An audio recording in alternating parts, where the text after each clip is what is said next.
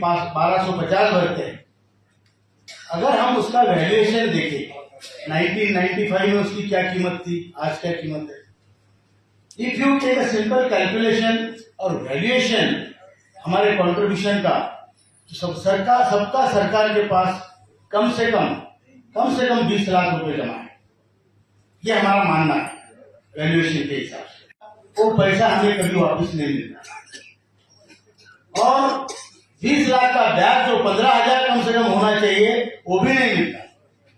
आज हमको मिलता है 1,000 रुपए minimum.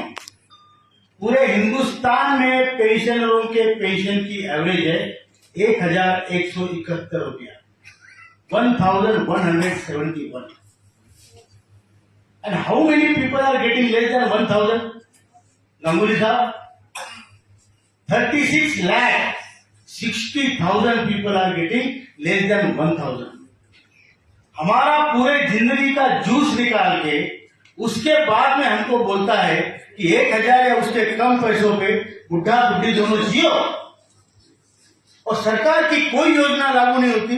Because you are pensioner, pension मिलती 700 रुपए, और बिकॉज आपको राशन नहीं मिलेगा बिकॉज यू आर पेंशनर, आपको घर नहीं मिलेगा बिकॉज ऑफ पेंशनर।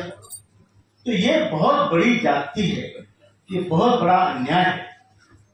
अब ये अन्याय केवल एफसीआई पे नहीं है, केवल जेसीआई पे नहीं है, ये अन्याय केवल ओएनजीसी पे नहीं है, आरटीसी पे नहीं है, ये अन्याय पूरे हिंदुस्तान के इंडस्ट्रियल वर्कर्स पर है,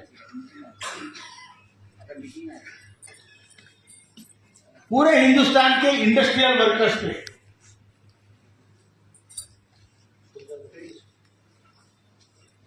पूरे भारत में इंडस्ट्रियल वर्कर्स की संख्या, मैं लोकसभा के आंकड़े बता रहा हूं, 29,88,00,000, मतलब 30 करोड़ इतने लोग इंडस्ट्री में काम करते हैं।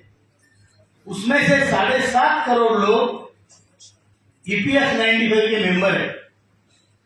मतलब आज की तारीख में 7.5 करोड़ लोग हर महीने पैसे भरते हैं पेंशन के लिए 1,250 रुपए, और रिटायर्ड लोगों की संख्या 78 लाख है, 78 लाख। इतने बड़े लोगों पे अन्याय हो रहा है। और परसों आपने देखा होगा एमपी की पेंशन फिर बढ़ गई, एमपी के भत्ते बढ़ गए, एमपी की सैलरी बढ़ गई। मुझे समझ में नहीं आता है, हम अपना प्रॉब्लम लेके उसके पास जाते हैं, सर हमारा पेंशन बढ़ा दो, वो जाके उसमें अपना नाम काट के उसका नाम डाल देता है, बोलता हमारा पेंशन। बहुत गरीब लोग हैं एमपी, बराबर है कि नहीं? हम बहुत अमीर है, वो गरीब है। मैं तो बोलता हूँ हर महीने विचार करो इसके ऊपर, 100 लोगों ने जाने का एमपी के घर और उसको 1 रुपया डोनेट करके आने का, 100 लोगों का ज्ञान जाने का, हाथ जोड़ने का, बोलना सर आप गरीब है 1 रुपया हमारी तरफ से। अरे वो चारा नहीं मिलेगा आपके, उसको ज्यादा नहीं होता है, उसको कमी पड़ता है, वो जमीन से उठा लेगा, वो भी लाभ से। वो इतने गरीब है, इतने भिखारी है, हाथी जैसा पेट है, दिखाने के दांत भी नकली है, खाने के नकली असली है। तो ये जो प्रॉब्लम है, इसके लिए हम सब लोग लड़ रहे हैं। ये मैं अकेला नहीं लड़ रहा हूं, या कोई बोलता है अशोक राउत की संगठन है ना, ये मेरी संगठन नहीं है, ये इन लोगों की भी संगठन नहीं है, ये आपकी संगठन है, और आपके जैसे पूरे देश के 80 लाख रिटायर्ड लोगों की संगठन। हम सिर्फ उसमें कोऑर्डिनेशन कर रहे हैं।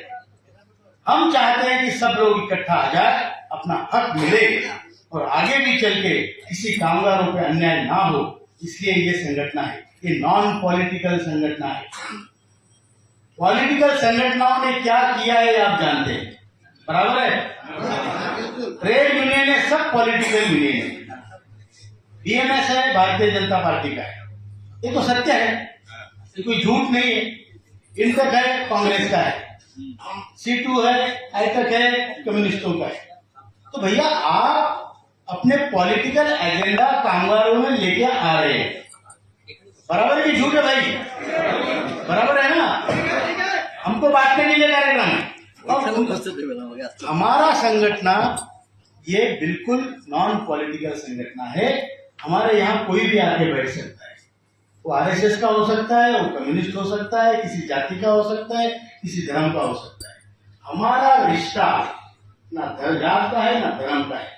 हमारा रिश्ता, हम कामगार है, हमारा रिश्ता कर्म का रिश्ता है।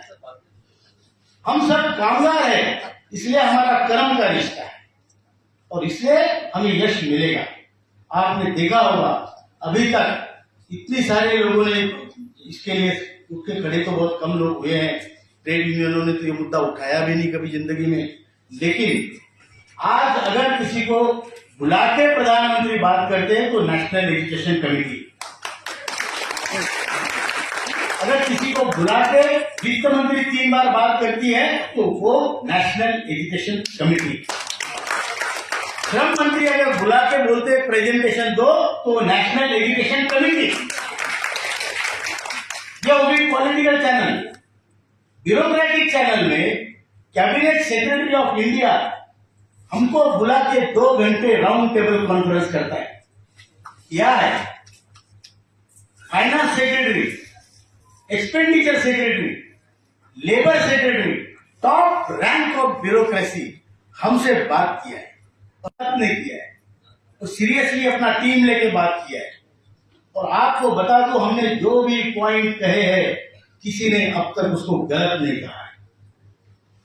ये आपकी यूनियन है, ये आपका विचार वहां पर रखना ये मेरा कर्तव्य है। और कोई मेरे जैसे सामान्य आदमी को अगर कोई बुलाता है तो इसलिए नहीं बुलाता कि मैं बड़ा होशियार हूं, नो, वो इसलिए बुलाता है कि मैं आपका प्रतिनिधि हूं और आपका सपोर्ट मुझे।